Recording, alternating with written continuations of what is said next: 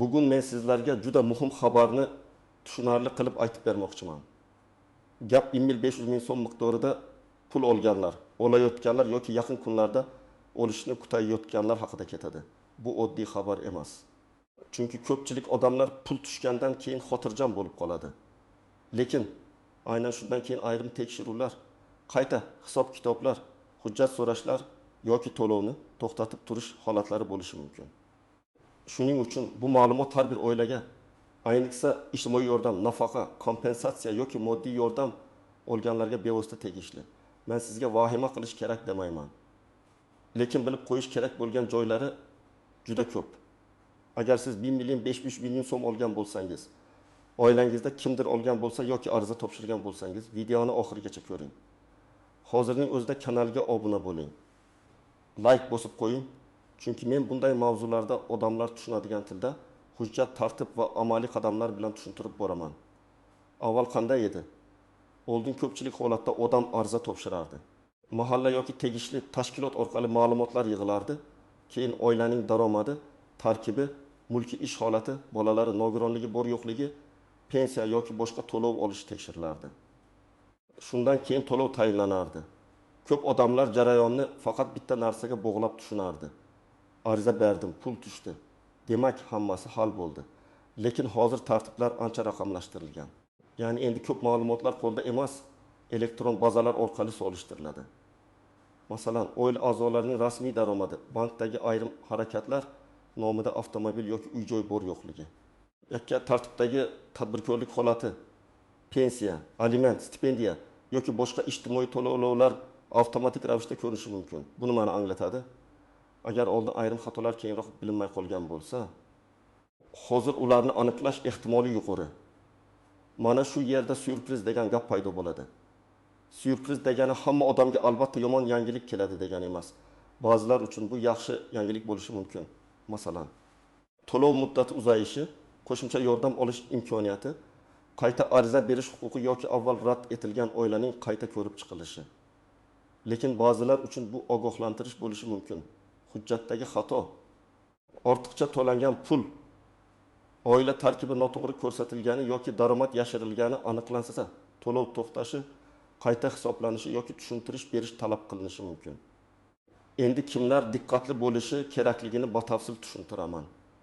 Birinchi navbatda 1 million 500 ming so'm miqdoridagi to'lovni ijtimoiy yordam, moddiy yordam, bolalar nafaqasi, kam ta'minlangan oilalarga beriladigan yordam yoki shunga o'xshash asosda olganlar e'tiborli bo'lishi kerak.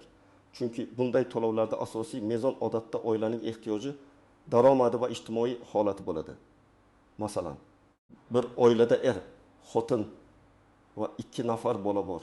Xotin ishlamaydi, erning rasmiy oyligi 2 million so'm. Oilaning boshqa daromadi yo'q. Agar shu oilaga 1.500 ming so'm yordam berilgan bo'lsa, bu holatda ular xavotirlanmasligi mumkin. Chunki hujjatlar to'g'ri, daromadi ochiq, oila tarkibi aniq bo'lsa, to'lov qonuniy tayinlangan bo'ladi. Lekin shunday oila bor deylik, arizada ishlamaydi deb ko'rsatilgan. Aslida esa u rasmiy ishga kirgan va oyiga 4.500 ming so'm olmoqda.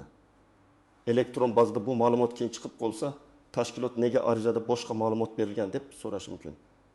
Mana shunda odamlar hayron bo'lib qoladi. Pul tushgan edi-ku, endi nima bo'ldi deyishadi.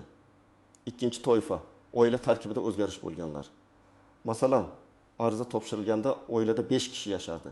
Keyin bir farzand boshqa joyga ko'chib ketdi. Kimdir turmushga chiqdi, kimdir ishga joylashdi, kimdir vafot etdi yoki yangi bola tug'ildi.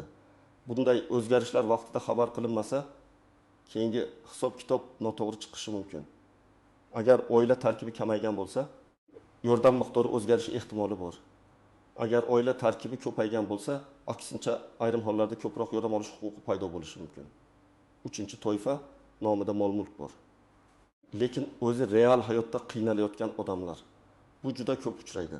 Masalan, odamning nomida eski mashina bor, lekin mashina yurmaydi, daromad keltirmaydi. Yoki nomida qishloqda eski uy bor, lekin o'zi boshqa joyda ijara uyda yashaydi. Ba'zida esa faqat mulk ko'rinadi. Shunda tizim yoki mas'ul xodim oilani to'liq ehtiyojmand deb baholamasligi mumkin. Bu yerda eng muhim narsa vaziyatni isbotlab berish. Agar mashina yaroqsiz bo'lsa, tegishli dalil kerak. Agar uyda yashash imkoni bo'lmasa, mahalla dalolatnomasi yoki boshqa hujjat kerak bo'lishi mumkin. 4-toifa bank kartasiga turli pul o'tkazmalari kelib turadiganlar. Men bu joyni alohida urg'u bilan aytaman. Hamma karta orqali tushgan pul daromad hisoblanadi deb keskin xulosa qilish noto'g'ri. Chunki qarindosh yuborgan pul, qarz qaytarilgan pul, to'y uchun yig'ilgan pul, davolanish uchun yordam puli bo'lishi mumkin. Lekin agar kartaga har oy muntazam ravishda 3000 ming yoki 5000 ming so'm tushib tursa, mas'ul tashkilot bu pulning manbasini so'rashi tabiiy. Chunki ijtimoiy yordam ehtiyojmand oilalarga beriladi. Muntazam yuqori tushum esa oilaning real daromadi borligini ko'rsatishi mumkin. Shuning uchun odam bu mening daromadim emas edi demoqchi bo'lsa, buni og'zaki emas, dalil bilan tushuntirgani yaxshi. 5-toifa avval rad javobi olib, keyin pul tushganlar. Ba'zan ariza rad etiladi, keyin qayta ko'rib chiqiladi, xatolik tuzatiladi yoki yangi ma'lumotlar asosida yordam tayinlanadi. Agar sizga 1.500 ming so'm kutilmaganda tushgan bo'lsa, darhol uni sarflab yuborishdan oldin to'lov nima asosda kelganini aniqlang. Bank ilovasida jo'natuvchi tashkilot nomi ko'rinishi mumkin. Agar ko'rinmasa, banka yoki mahallaga murojaat qilib, bu pul qaysi to'lov ekanini bilib oling. Chunki ba'zan odam boshqa bir to'lovni ijtimoiy yordam deb o'ylaydi. Keyin esa chalkashlik bo'ladi. Endi kimlar xavotirlanmasligi kerak? Agar siz barcha ma'lumotni to'g'ri bergan bo'lsangiz, oila tarkibi yashirilmagan bo'lsa, rasmiy daromadlar ko'rsatilgan bo'lsa, nomingizdagi mulk haqida so'ralganda rost javob bergan bo'lsangiz, sizda ortiqcha vahima uchun asos yo'q. Davlat yoki tashkilotlar tekshiruv qilishi mumkin. Bu odatiy jarayon. Tekshiruvning o'zi jazolash degani emas. Tekshiruvdan maqsad pul aynan haqli odamlarga yetib borishini ta'minlashdir. Endi istisnolar, tuzoqlar va ko'pchilik bilmaydigan nozik joylarga o'tamiz. Birinchi nozik masala pul tushdi. Demak meniki degan fikr har doim ham shunday emas. Agar to'lov xato tayinlangan bo'lsa, noto'g'ri hisoblangan bo'lsa yoki boshqa odamga tegishli pul adashib tushgan bo'lsa, keyinchalik uni qaytarish talabi chiqishi mumkin. Bu kam uchrashi mumkin, lekin hayotda bor holat. Shuning uchun ayniqsa katta summalar yoki kutilmagan tushumlar bo'lsa, manbasini aniqlamasdan sarflash xavfli. Ikkinchi nozik masala og'zaki gapga ishonib qolish. Kimdir mahalladagilar aytdi, hammasi joyida deydi. Lekin ertaga hujjat so'ralsa, sizga og'zaki gap yordam bermaydi. Men doim aytaman, muhim masalada yozma iz qolsin. Ariza topshirdingizmi, nusxasini oling. Hujjat berdingizmi, qabul qilinganini qayd ettiring. Telefon orqali gaplashdingizmi, kim bilan, qaysi sanada gaplashganingizni yozib qo'ying. Agar rasmiy javob kerak bo'lsa, yozma murojaat qiling. Uchinchi nozik masala oilada rasmiy ajrim bo'lmagan. Lekin er-xotin alohida yashayotgan holatlar. Masalan, ayol bolalari bilan ota-onasinikida yashaydi. Er esa boshqa viloyatda yoki umuman yordam bermaydi. Hujjatda esa ular hali oila sifatida ko'rinadi. Bunday vaziyatda tizim erning daromadini ham oilaning daromadi sifatida ko'rishi mumkin. Agar real hayotda er oilaga yordam bermayotgan bo'lsa, buni isbotlash oson emas, lekin imkonsiz ham emas. Mahalla dalolatnomasi, aliment bo'yicha hujjatlar, sud qarori yoki boshqa tasdiqlovchi ma'lumotlar kerak bo'lishi mumkin. 4-nozik masala vaqtinchalik ishlar va mavsumiy daromad. Qishloqda ko'p odamlar mavsumda ishlab bir necha oy yaxshi daromad qiladi. Keyin esa daromad kamayadi. Masalan, odam yozda qurilishda ishlab 6000 million so'm topdi, lekin qishda ishsiz. Tizim yoki komissiya daromadni qaysi davr bo'yicha hisoblashiga qarab natija o'zgaradi. Shuning uchun ariza topshirayotganda daromad davrini to'g'ri tushunish muhim. Bir oyda ko'p pul topilgan bo'lsa, bu butun yil davomida shunday daromad bor degani emas. Lekin buni tushuntirish uchun dalil, shartnoma, ish beruvchidan ma'lumot yoki boshqa hujjat kerak bo'lishi mumkin. 5-nozik masala. Qarindoshlar bilan bitta manzilda ro'yxatda turish. Ko'p oilalarda aka-uka, ota-ona, kelin, nabiralar bitta hovlida ro'yxatda turadi. Lekin alohida qozon, alohida xarajat bilan yashaydi. Elektron ma'lumotlarda esa ular bir manzil sifatida ko'rinishi mumkin. Bu yordam tayinlashda chalkashlik keltiradi. Agar siz real hayotda alohida oila bo'lib yashasangiz, alohida ro'zg'or yuritishingizni isbotlaydigan ma'lumotlar kerak bo'ladi. Masalan, mahalla tomonidan tuzilgan dalolatnoma, kommunal to'lovlarni kim to'lashi, uy ichidagi yashash tartibi bo'yicha tushuntirishlar yordam berishi mumkin. 6-nozik masala, bolalar nafaqasi, moddiy yordam, pensiya, nogironlik nafaqasi, va boshqa to'lovlarni bir-biriga aralashtirish. Odamlar ko'pincha davlatdan pul oldim deb umumiy aytadi. Lekin har bir to'lovning o'z qoidasi bor. Bolalar nafaqasida bola yoshi muhim bo'lishi mumkin. Moddiy yordamda oilaning ehtiyoji muhim. Nogironlik to'lovida tibbiy mehnat ekspertiza xulosasi muhim. Pensiyada ish staji va yosh muhim. Shuning uchun 1500 ming so'm qaysi to'lov sifatida kelgani aniq bo'lmasa, keyingi qadamni ham to'g'ri tanlay olmaysiz.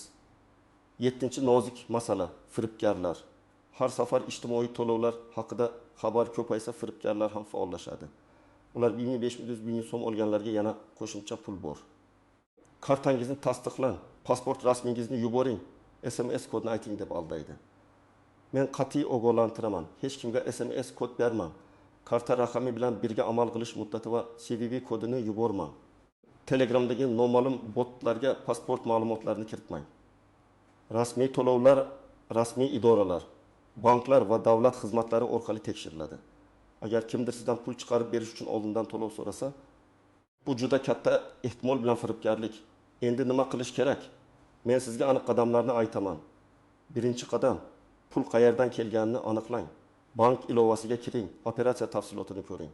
Jo'natuvchi nomi, izoh, sana va summa yozilgan bo'ladi. Agar bank ilovasida yetarli ma'lumot bo'lmasa, bankning aloqa markaziga qo'ng'iroq qiling yoki filialga boring. Mening kartamga 1500 ming so'm tushgan, to'lov manbasini aniqlab bermoqchiman deb ayting. Ikkinchi qadam, mahallaga yoki ijtimoiy himoya bo'yicha mas'ul tashkilotga murojaat qiling. Agar bu ijtimoiy yordam bo'lsa, odatda mahalla. Inson markazlari yoki tegishli ijtimoiy xizmat organlari orqali ma'lumot olish mumkin. Borganingizda shunchaki pul tushdi, nima bo'ladi demang. Aniq so'rang. Bu to'lov qaysi asosda tayinlangan? Qaysi davr uchun?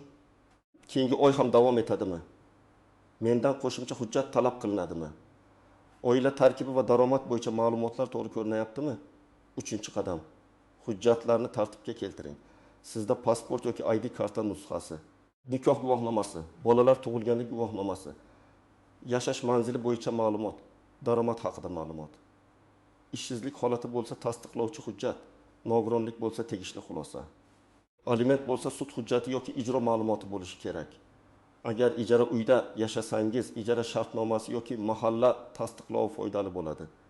Agar davolanish xarajati katta bo'lsa, shifoxona ma'lumotnomalari va dorixona cheklari ham ahamiyatli bo'lishi mumkin. 4-qadam, oiladagi o'zgarishlarni yashirmang. Yangi ishga kirgan bo'lsangiz, farzandingiz tug'ilgan bo'lsa, kimdir oila tarkibidan chiqqan bo'lsa, manzil o'zgargan bo'lsa, nomingizga mashina yoki uy o'tgan bo'lsa, bu ma'lumotlarni vaqtida ayting. Ko'p odam aytsam to'lov to'xtaydi deb qo'rqadi. Lekin yashirib, keyin aniqlanganda muammo kattaroq bo'lishi mumkin. To'g'ri ma'lumot bergan odam bilan noto'g'ri ma'lumot bergan odamning holati bir xil baholanmaydi. 5-qadam, agar sizga rad javobi berilsa yoki to'lov to'xtatilsa, sababini yozma so'rang. Nega to'xtadi degan savolga og'zaki javob yetarli emas. Siz rasmiy tartibda sababini bilishga haqlisiz. Sabab aniq bo'lsa, uni tuzatish mumkin. Masalan, tizim sizni ishlayapti deb ko'rsatgan bo'lsa, lekin siz allaqachon ishdan chiqqan bo'lsangiz, mehnat daftarchasi yoki elektron mehnat tizimidagi ma'lumot bilan isbotlaysiz. Agar oila tarkibi noto'g'ri ko'rsatilgan bo'lsa, mahalla orqali dalolatnoma tuzdirasiz. Agar daromad noto'g'ri hisoblangan bo'lsa, ish beruvchidan ma'lumotnoma olasiz. 6-qadam, shikoyat qilishdan qo'rqmang, lekin tartib bilan qiling. Avval mas'ul xodimga murojaat qiling. Hal bo'lmasa, yuqori tashkilotga yozma murojaat qiling. Davlat xizmatlari markazi, rasmiy veb-saytlar, ishonch telefonlari yoki qabul kunlari orqali murojaat qilish mumkin. Murojaatni hissiyot bilan emas, fakt bilan yozing. Ism, familiyangiz, manzilingiz, arza sanasi, to'lov summasi, muammo nimada ekani, nimani so'rayotganingiz aniq bo'lsin. Masalan, menga 1500 ming so'm ijtimoiy yordam tayinlangan edi, keyin to'xtatildi. To'xtatilish sababini yozma ravishda tushuntirib berishingizni va ma'lumotlarimni qayta ko'rib chiqishingizni so'rayman. 7-qadam, pulni rejalashtirib ishlating. Bu juda oddiy maslahatdek tuyuladi, lekin muhim. 1500 ming so'm bugungi sharoitda bir oilaning hamma muammosini hal qilib bermaydi, lekin to'g'ri ishlatilsa eng zarur ehtiyojlarni yopadi. Avval oziq-ovqat, dori-darmon, kommunal qarz, bolalar maktab xarajatlari. ijara yoki kreditning eng muhim qismi kabi ustuvor narsalarni ajrating. Pul tushgan zahoti keraksiz xaridga sarflab yuborsangiz, keyin haqiqiy ehtiyoj paytida qiyin bo'ladi. 8-qadam. Har bir hujjat va xabarni saqlab qo'ying. Bankdan kelgan SMS, ilovadagi to'lov skrinshoti, ariza nusxasi, berilgan ma'lumotnoma, murojaat raqami, javob xati, bularning hammasi keyin kerak bo'lishi mumkin. Men ko'p ko'rganman. Odam haq bo'ladi, lekin qo'lida dalil bo'lmagani uchun isbotlashga qiynaladi. Shuning uchun telefoningizda alohida papka ochib, barcha skrinshot va hujjat rasmlarini saqlang. Qog'oz hujjatlarni esa bitta faylga solib qo'ying. Birinchi misol. 2 farzandli ona 1.500 ming so'm yordam oldi. U ariza topshirganda ishlamas edi. Bir oy o'tib tikuvchilik sexiga ishga kirdi va rasmiy oylik ola boshladi. Agar u bu haqda xabar bermasa, keyingi tekshiruvda daromad ko'rinadi va savol tug'iladi. To'g'ri yo'l nima? U mas'ul tashkilotga borib ishga kirgani aytadi. Shunda yordam qayta hisoblanadi. Balki to'lov kamayadi, balki to'xtaydi. Balki oilaning umumiy holatiga qarab davom etadi. Lekin eng muhimi, keyin ma'lumot yashirildi degan muammo bo'lmaydi. Ikkinchi misol, erkak kishining kartasiga akasi Rossiyadan har oy 2 million so'm yuboradi. Bu pul uning shaxsiy daromadi emas, onasining davolanishi uchun yuboriladi. Lekin tashqaridan qaraganda kartaga muntazam pul tushyapti. Agar u ijtimoiy yordam so'rasa, bu tushum savol tug'dirishi mumkin. Bunday holatda u pulning maqsadini tushuntirishi, davolanish hujjatlarini ko'rsatishi, imkon bo'lsa akasidan pul nima uchun yuborilgani haqida yozma izoh olishi mumkin. Shunda vaziyat ancha aniq bo'ladi. 3-misol. Oilaning nomida 1997-yilda chiqqan eski avtomobil bor. Mashina hovlida turibdi. Ishlamaydi, sotilmaydi ham. Tizimda esa avtomobil bor deb ko'rinadi. Agar shu sabab yordamga ta'sir qilsa, odam mashinaning real holatini ko'rsatishi kerak. Texnik ko'rikdan o'tmagani, yaroqsizligi, ustadan ma'lumot yoki mahalla dalolatnomasi yordam berishi mumkin. Qog'ozdagi mulk bilan real hayotdagi imkoniyat bir xil emasligini isbotlash. 4-misol. Ayol turmush o'rtog'i bilan rasmiy ajrashmagan, lekin 3 yildan beri alohida yashaydi. Bolalarga pul bermaydi. Hujjatda esa erning daromadi oila daromadiga qo'shilib ketishi mumkin. Bu ayol nima qilishi kerak? Avvalo aliment masalasini qonuniy tartibga solish kerak. Keyin mahalladan alohida yashash haqida dalolatnoma olishi. Bolalar uning qaramog'ida ekanini tasdiqlash kerak. Shunda yordam masalasi ancha adolatli ko'rib chiqiladi. Bugungi asosiy gapim shuki, 1500 ming so'm olganlar pul tushgandan keyin ham xotirjam bo'lib, hujjatlarni unutib qo'ymasligi kerak. Eng muhim narsa to'lov manbasini aniqlash, ma'lumotlarni to'g'ri berish, oila tarkibi va daromaddagi o'zgarishlarni yashirmaslik. Barcha hujjatlarni saqlash va firibgarlardan ehtiyot bo'lish. Agar sizda ham 5 ming so'm tushgan bo'lsa, izohlarda yozing. Qaysi hududdansiz? Pul qachon tushdi? Sizdan qo'shimcha hujjat so'rashdimi yoki yo'qmi? Boshqa odamlar ham sizning tajribangizdan foyda oladi. Videoni foydali deb bilsangiz, albatta like bosing, kanalga obuna bo'ling va yaqinlaringizga yuboring. Chunki bitta to'g'ri ma'lumot ba'zan bir oilani katta muammodan saqlab qoladi.